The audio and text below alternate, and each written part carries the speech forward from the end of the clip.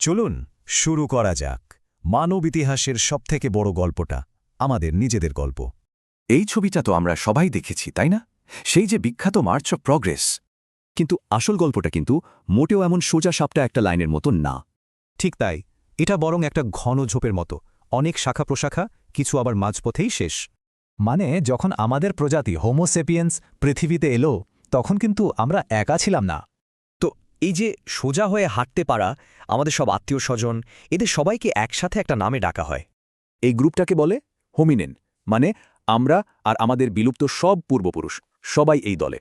আচ্ছা, গল্পটা যদি একটা সোজা লাইন না হয়, তাহলে আমাদের বিবর্তনটা ঘটল কিভাবে?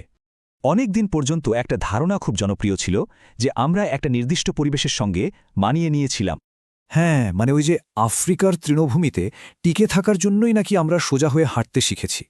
কিন্তু নতুন গবেষণা বলছে কোনো একটা নির্দিষ্ট জায়গা নয়, বরং লাগাতার পরিবর্তনই আমাদের আজকের চেহারা এনেছে। এই নতুন থিওরিটার নাম ভ্যারিয়েবিলিটি সিলেকশন, আর এটা পুরো খেলাটাই ঘুরিয়ে দিয়েছে। মানে প্রকৃতি তাদেরকেই বেছে নিয়েছিল যারা যে কোনো পরিস্থিতিতে নিজেদের মানিয়ে নিতে পারত। তার মানে আমাদের আসল শক্তি কোনো একটা বিশেষ কাজে নয়, বরং সব রকম পরিবর্তনের সাথে মানিয়ে নেওয়ায়। এখন আসা যাক আমাদের কথায়। এতদিন আমরা জানতাম আমাদের বয়স প্রায় 2 লক্ষ বছর। ধারণাটা ছিল যে হোমোসেপিয়েন্সের শুরু পূর্ব আফ্রিকায়, ওই প্রায় 2 লক্ষ বছর আগেই। কিন্তু যদি গল্পটা তার চেয়ে অনেক পুরনো হয়?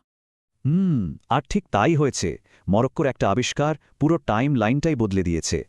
নতুন সংখ্যাটা হল 3,15,000 বছর। এই জীবাশ্মগুলো একদম আমাদের মতো দেখতে, আর এটা আমাদের ইতিহাসকে এক ধাক্কায় 1 লক্ষ বছর পিছিয়ে দেয়।